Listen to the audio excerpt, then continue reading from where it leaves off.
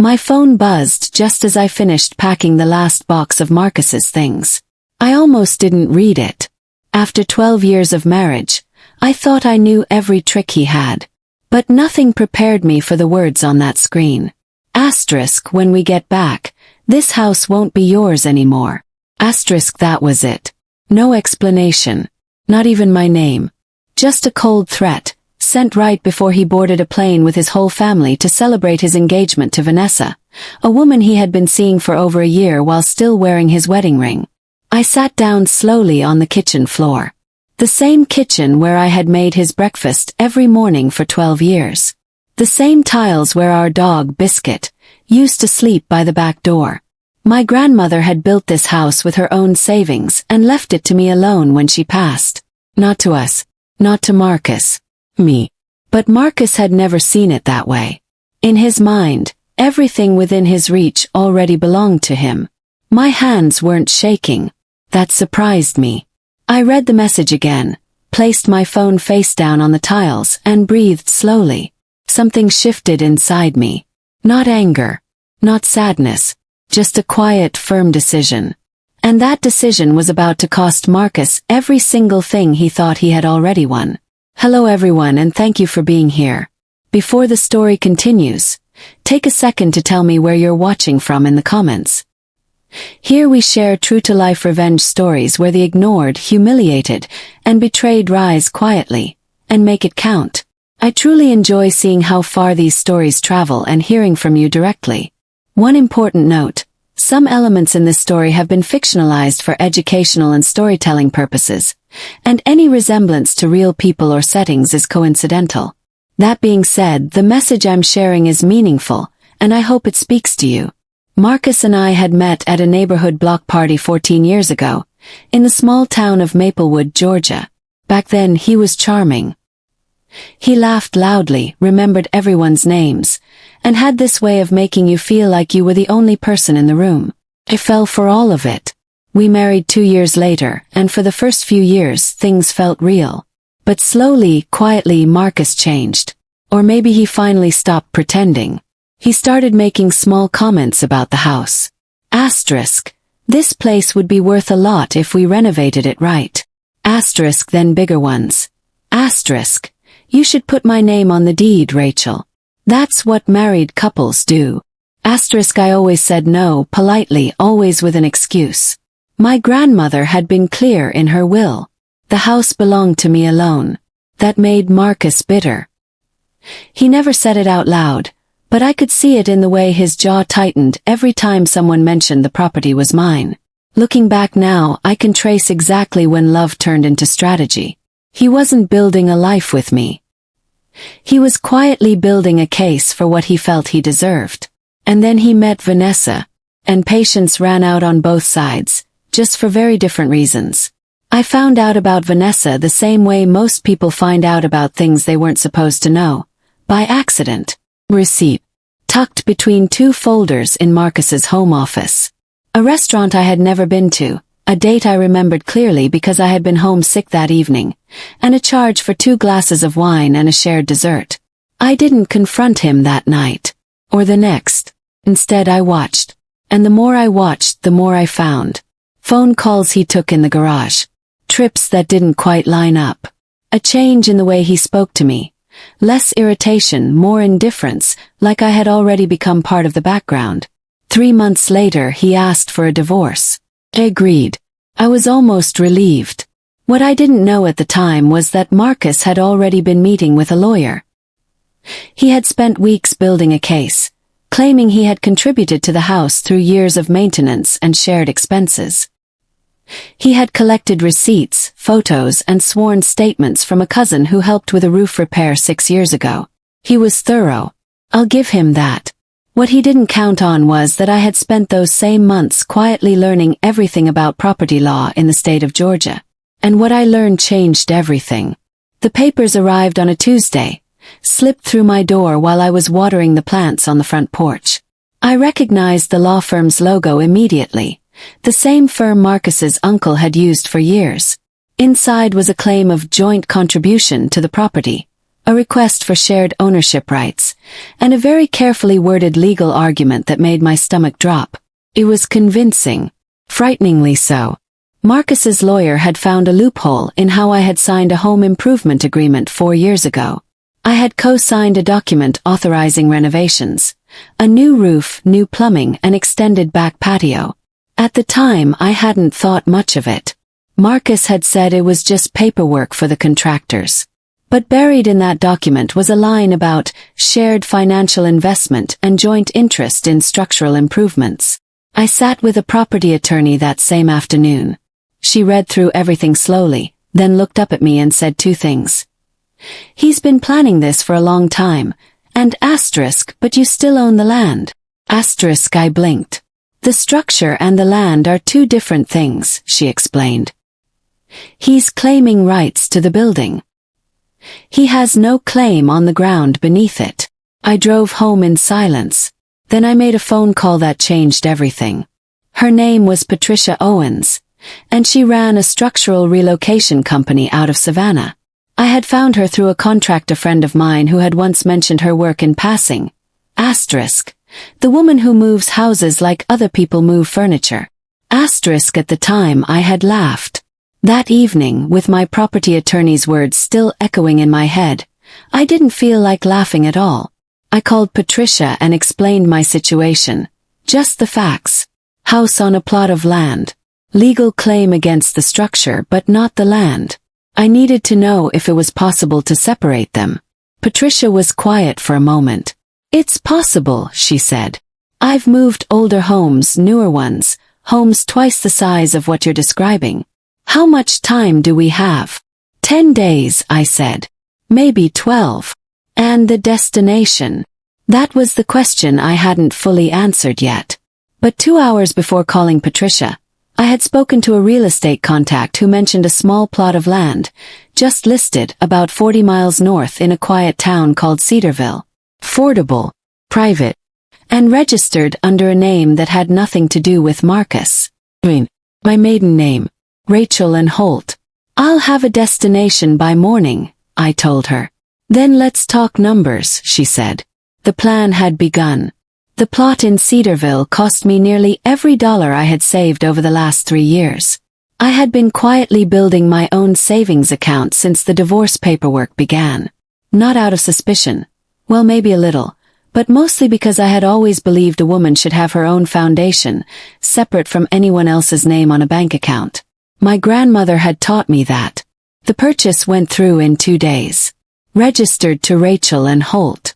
No mention of Marcus, no shared history, no strings attached. It was a gentle slope of land on the edge of a quiet street, surrounded by old oak trees and the kind of silence that cities can't manufacture.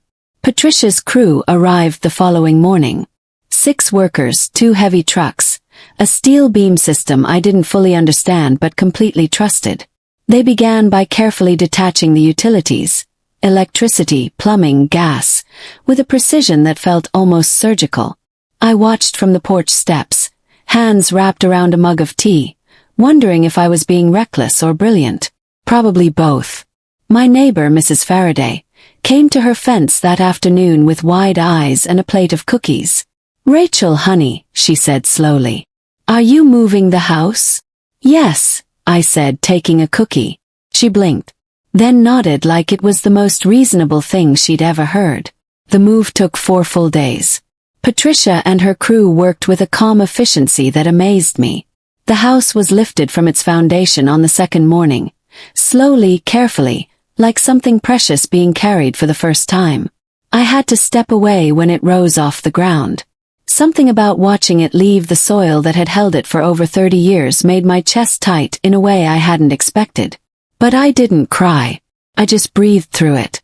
The convoy, 2 large flatbed trucks, a lead vehicle, and a following escort, made the 40-mile journey to Cedarville on a Thursday evening, traveling on quiet back roads. Patricia had arranged all the permits for the oversized load. Everything was legal. Everything was documented. I drove behind the convoy the whole way, watching my house move slowly through the Georgia countryside in the fading light. It was one of the strangest, most freeing things I had ever witnessed. We arrived in Cedarville just after 9 at night. The crew set up floodlights and began lowering the structure onto the new foundation, which had been prepared 2 days earlier. I sat in my car with the window down, listening to the sounds of the work. Then my phone buzzed. A message from Marcus's sister, Diane. We land tomorrow afternoon. Can't wait to finally celebrate. I put the phone in my bag and smiled. The crew finished at sunrise. I walked through every room slowly, running my hand along the walls, checking each window and door. The house had made the journey intact. A few cracks in the plaster near the back hallway, easily repaired. The kitchen tiles were perfect. The bedroom where I had slept for 12 years still smelled like cedar and old wood. It was still mine, just somewhere better. Patricia met me on the front steps with a clipboard and a calm smile.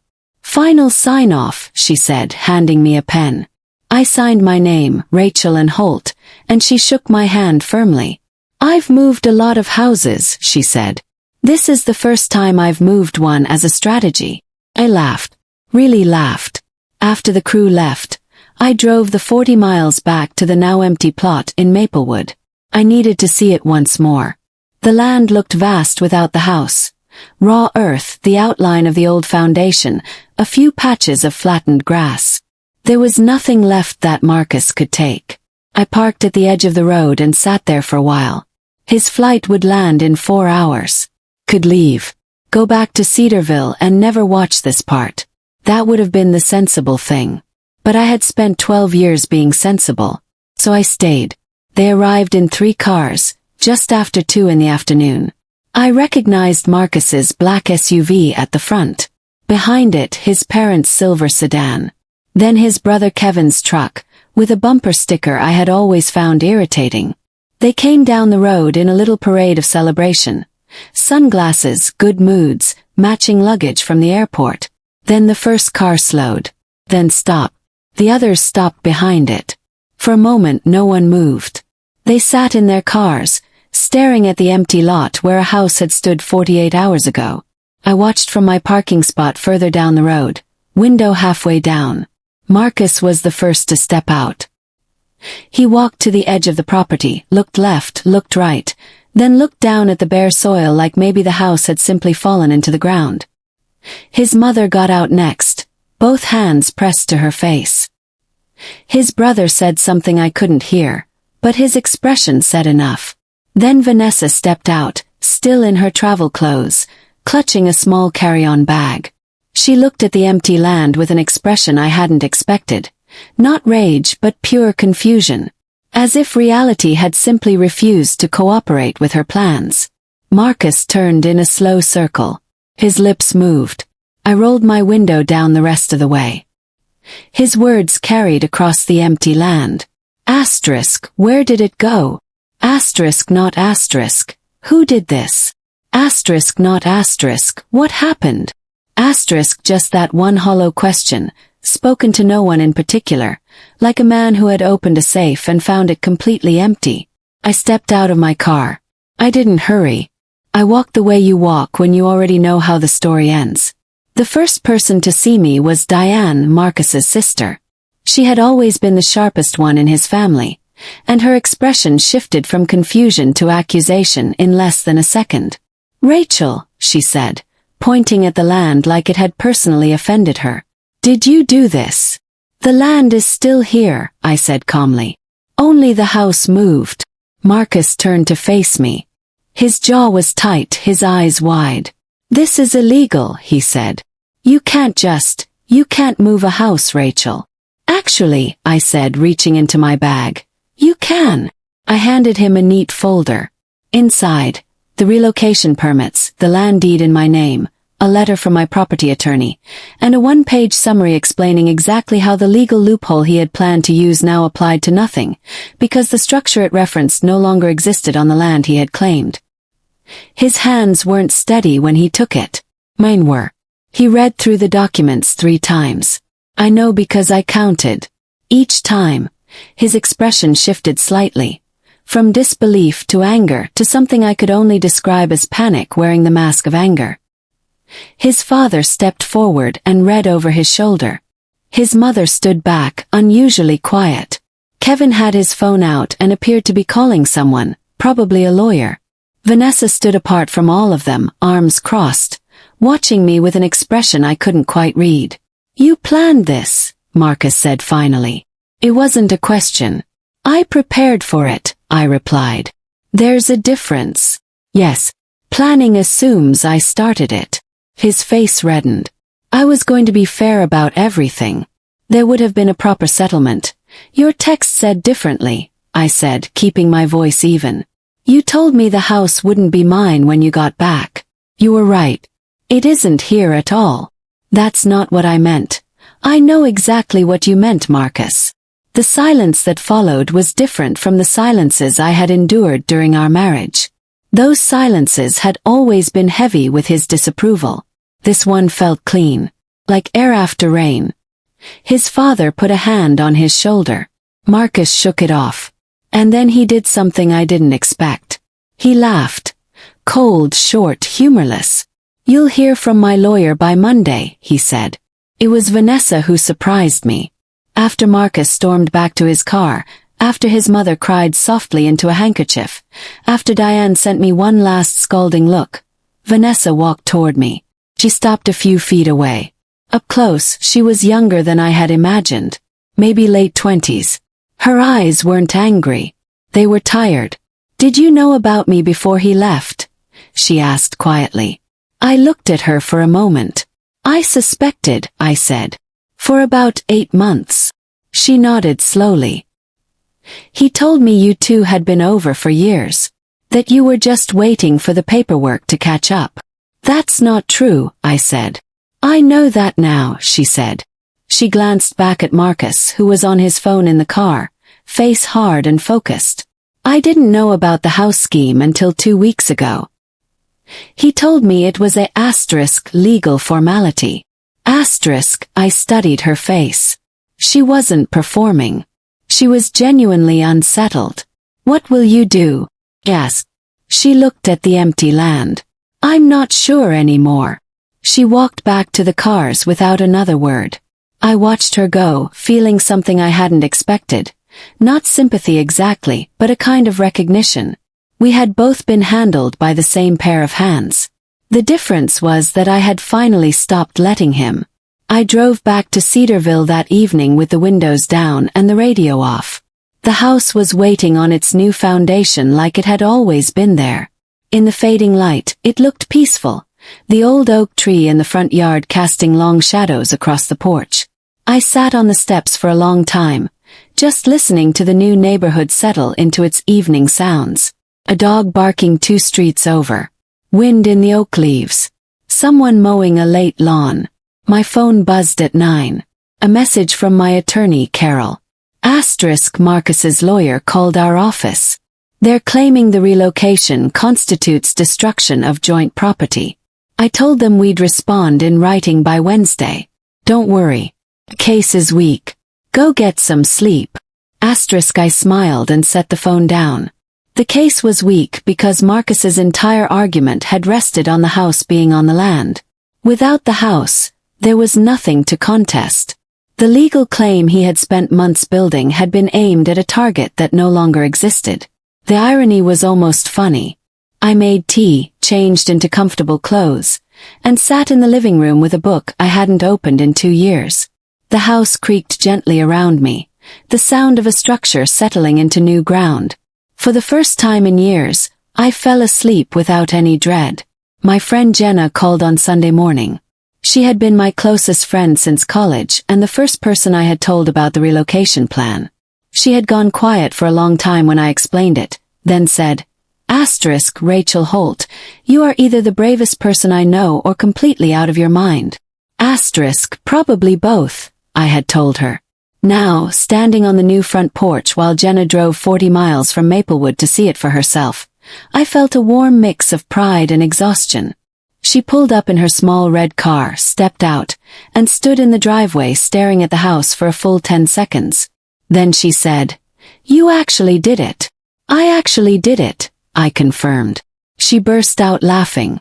Not the polite kind, the real kind, the kind that makes your eyes water. I laughed too, and it felt like something loosening in my chest. We spent the afternoon on the porch with wine and leftover pasta, and she asked question after question. How did Patricia's crew do it? How long did the move take? What did Marcus's face look like? I described the moment. He whispered asterisk. Where did it go? Asterisk, and she pressed her hand to her mouth. He genuinely couldn't figure it out, I said. Good, she said firmly. He deserved every second of that confusion. We stayed until the fireflies came out. Monday arrived with a letter from Marcus's lawyer. Just as Carol had predicted, they were claiming destruction of shared property value and willful disruption of a legal claim in process. The language was formal and designed to sound serious. 2 weeks ago it might have frightened me. Now I read it with coffee in hand, sitting at my grandmother's old kitchen table, in my grandmother's house, on land no one could touch. Carol called that afternoon. I've reviewed their claim, she said. It's mostly bluster. They're hoping you'll settle quietly. I'm not paying anything, I said. I know. That's why I'm calling. There was a pause. There's something else. A colleague of mine, Diana Reeves, she specializes in fraudulent property claims. When I described your case to her this morning, she said Marcus's original legal strategy may have crossed a line. I sat up straighter. What kind of line?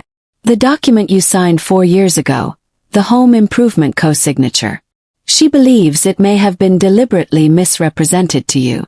There are 2 clauses in there that no reasonable contractor agreement would include. Someone added them afterward. The room felt very still. Are you saying Marcus falsified documents? Asked slowly. I'm saying Diana thinks it's worth a very close look. Diana Reeves was exactly the kind of lawyer I needed and hadn't known to look for. She was small, sharp-eyed, and spoke with the careful precision of someone who chose every word like she was picking up glass. We met at Carol's office on Wednesday morning. She had already printed and annotated the co-signature document in 3 colors of ink. See this clause here, she said, pointing to a line in the 3rd paragraph. This language is not standard. I've reviewed over 300 contractor agreements in Georgia. This specific phrasing appears in none of them. And this clause, she tapped another line. This one was added on a different printer. You can tell by the micro-spacing between characters. I stared at the page. He added it after I signed. Yes. We believe so, Diana said.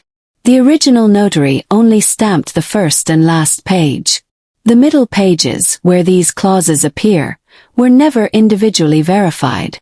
The weight of it settled over me slowly like cold water.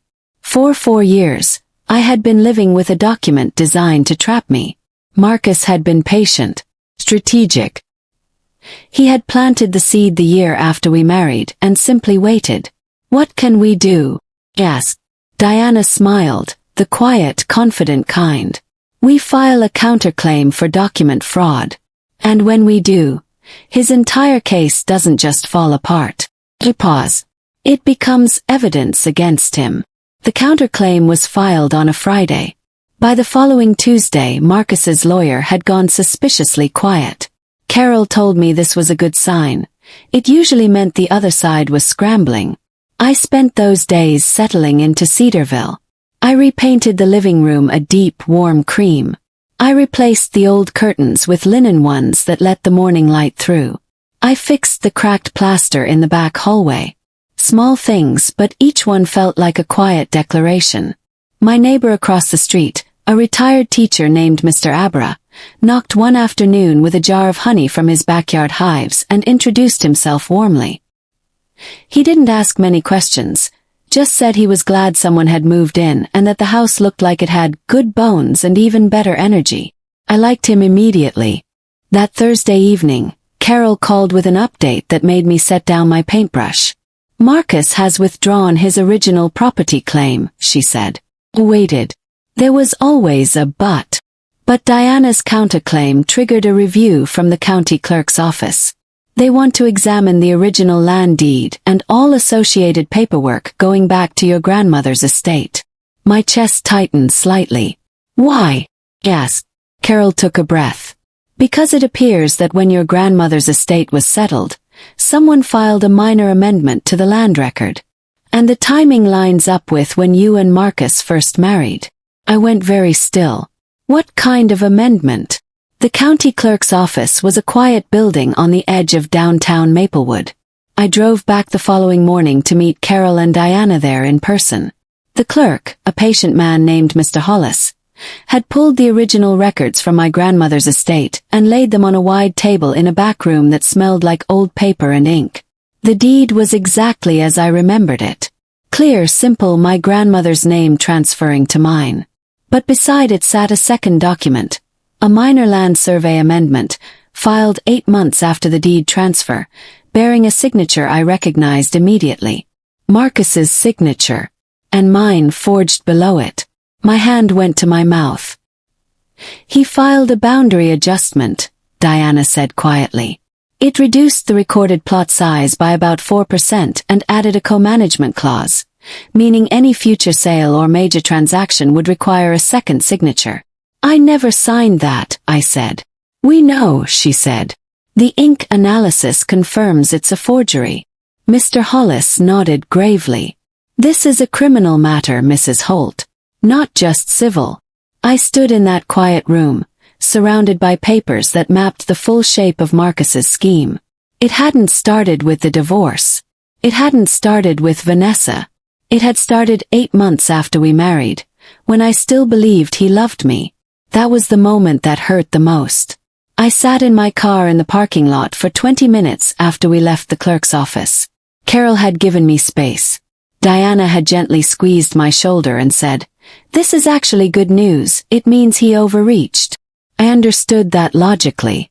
But logic and feelings don't always travel in the same car. I thought about my grandmother. About how she had saved for 30 years to build that house. About the afternoon she had sat me down when I was 11 years old and shown me the deed with my name already written on it, added as a second name for when the time comes. She had said, asterisk, "This is yours, Rachel. Don't ever let anyone take that from you." Asterisk, I had tried, Gran. I really had. I called Jenna from the parking lot. She answered on the first ring. "He forged my signature," I said. 8 months into our marriage. Jenna went very quiet. Then, "Rachel, I know. That means everything. All of it was calculated from the very start." "I know," I said again. We stayed on the phone in silence for a moment. Not because there was nothing to say, but because sometimes the right response to a thing is just to let it be heavy for a minute before you decide how to carry it. Then I started the car. "What now?" Jenna asked. "Now," I said, pulling out of the lot. "We let Diana do her job." The criminal referral went to the county prosecutor's office within the week. Marcus was formally notified. His lawyer immediately filed a motion to dismiss, citing ambiguity in the historical record. Diana countered it in less than 48 hours. The judge reviewing the case, according to Carol, who had a contact at the courthouse, reportedly told both parties that the evidence was unusually clear. I learned all of this secondhand, mostly from Carol's evening updates, which I had started taking on the back porch in Cedarville while watching the sun set behind the oak trees. One evening my phone showed Marcus's number. I stared at it through 4 full rings. Then I answered. "Rachel." His voice was different, quieter, like a man who had finally put down something heavy and discovered it had left marks on his hands. "Marcus," I said. "I know you won't believe this," he said slowly. "But I am sorry. Not for the divorce, that was right for both of us. But for the rest of it. I told myself it was just practical planning, that I was being smart. But I heard myself saying that out loud to my lawyer last week, and it sounded small." He offered. He exhaled. Yes. I wasn't going to forgive him that night. But I wasn't going to carry it anymore either. "Talk to Diana," I said quietly. "And leave me alone after that." I hung up and watched the sunset. 2 months later, The legal process reached what Diana called a resolution point. Marcus, facing criminal charges for document fraud and forgery, agreed to a formal settlement. He acknowledged the fraudulent amendment, paid all legal costs, and signed a document permanently releasing any claim to the Maplewood land or any property connected to my grandmother's estate. The county corrected the land record. My name stood alone as it always should have.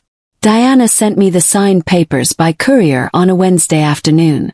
I unfolded them at the kitchen table, reading each page carefully. When I reached the final page, Marcus's signature, his lawyer's stamp, the court seal, I held it for a long time. This was the moment I had quietly worked toward since the day I sat on my kitchen floor reading that text message. And yet it didn't feel triumphant exactly. It felt more like the end of a long, tiring walk, when you finally sit down and realize how tired you've been carrying the weight of someone else's dishonesty. Thank Diana. Thank Carol. I sent Jenna a photo of the final page with no caption. She replied with a single line. Asterisk, your grandmother would be proud. Asterisk, I pressed the papers flat on the table, then put them in a folder and tucked it safely on the shelf. Then I went outside and planted a rosebush along the front path. Some things needed marking. Just quietly. Cedarville turned out to be exactly the kind of town I hadn't known I needed. Mr. Abra and I had settled into a habit of morning conversations across the fence while he tended his garden and I drank my tea. He was a retired high school history teacher, warm and funny, and completely unbothered by the world's noise. One morning I told him the full story, not because I needed to but because it felt right. He listened without interrupting, hands still in his garden gloves, nodding slowly. When I finished, he was quiet for a moment. Then he said, "You know what I always told my students about history? That the people who try to take what isn't theirs always leave a record behind. Always. And that record is never flattering." He went back to his roses. I stood at the fence thinking about that for a long time. The neighbors on the other side, a young couple named Sam and Priya, had come over the week before with a dish of homemade curry and genuine open smiles. They asked no prying questions and offered good company in return. I had lived in Maplewood for 12 years. I had never felt as welcomed there as I did in my first month in Cedarville. Sometimes the right place finds you late. But it finds you. Marcus sent 3 messages over the following weeks. The first came on a Thursday, 2 weeks after the settlement was signed. It was long. 3 paragraphs of justification wrapped in the language of apology, as if explaining his reasons would somehow soften the shape of what he had done. I read it once, then set my phone down and went back to sanding the back door frame. The second came a few days later. Shorter this time. Just 2 sentences. Asterisk. I hope you find what you're looking for. I'm genuinely sorry it had to go this way. Asterisk, I noticed he said had to go, as if the whole situation had simply happened to both of us rather than been built by his choices over years. I filed that one away without a reply either. The third message came on a Sunday evening. Asterisk, Vanessa left. Asterisk, that was it. No elaboration, no ask. I sat with it for a few minutes, feeling the weight of that small truth. I didn't feel glad. I didn't feel sorry. I felt, and this took me a moment to name, nothing at all. And that absence of feeling was its own kind of answer. I set my phone down. I never replied to any of the 3. Silence, I had learned through all of this, was not the absence of something. It was a complete, self-contained response. It meant, I am fine and I am done. Spring came slowly to Cedarville, and with it the garden. I had started small, the rosebush along the front path, a few herb planters on the porch steps. But by April, I had cleared a proper garden bed along the south side of the house, where the afternoon light was good and the soil had proven surprisingly rich. I grew tomatoes, basil, lavender, and a row of sunflowers that I planted mostly on impulse one warm Saturday. Mr. Abra came over to help me build a simple trellis for the climbing beans, and we worked together for most of an afternoon, talking about everything and nothing. "You're good at this," he said, pressing soil around a seedling. "I've never gardened before," I told him honestly. That explains why you're enjoying it, he said. People who are new to something good always enjoy it most. I thought about that while I worked. I was new to a lot of things now. Living alone without dread. Making decisions that only answered to me. Sleeping soundly. Laughing without calculating whether it was appropriate to the mood of the room. Every seedling I pressed into the earth felt like a small act of choosing. Like saying, this is growing here, under my care, in ground that belongs entirely to me. My grandmother would have loved this garden. I was fairly certain she already knew about it somehow. The house sits on a gentle hill now, and from the front porch I can see the whole length of the street. In the evenings, when the light goes golden and the oak tree throws long shadows across the yard, I like to sit outside with tea and just let the quiet be quiet. No tension in my chest. No waiting for something to go wrong. Just the sound of birds and wind and ordinary steady life. I've thought a lot about why I chose to share this story. It's not about the house, really. A house is wood and plaster and windows. Can be moved, repainted, replanted. What matters is what it stands on. And I don't just mean the foundation. I mean the decision to stop letting someone else define the boundaries of what belongs to you. Marcus had spent 12 years slowly convincing me that his version of things was the truest one. I had let that happen gradually, the way you let a room get cold. Not all at once, but degree by degree, until one day you realize you've been shivering for years. The house move was just the moment I finally turned the heat back on. If you have ever felt that kind of cold, that quiet erosion of yourself, I want you to know something. You are allowed to pick up everything that belongs to you and start again somewhere better. Even if you have to move the whole foundation to do it. And if you've ever had a moment when you finally stood up for yourself or wished you had, tell me in the comments. What would you have done in my place? If this story resonated with you, I'd be grateful if you'd subscribe to this channel for more true stories like this one. Leave a comment below, telling me what you would have done in my situation. I read every single one. Share this story with someone who needs to hear it. Your share might be an inspiration to someone. Thank you for staying with me until the very end. I know this wasn't an easy story to hear, and I want to be honest with you, some of the stories that follow contain fictionalized elements created for educational purposes. If that's not something you're comfortable with, feel free to explore other content that suits you better. But if you're willing to learn from real experiences, even painful ones, I'll be here sharing what I've learned. God bless you. Copyright Rachel and Holt, a story of reclaiming what's yours.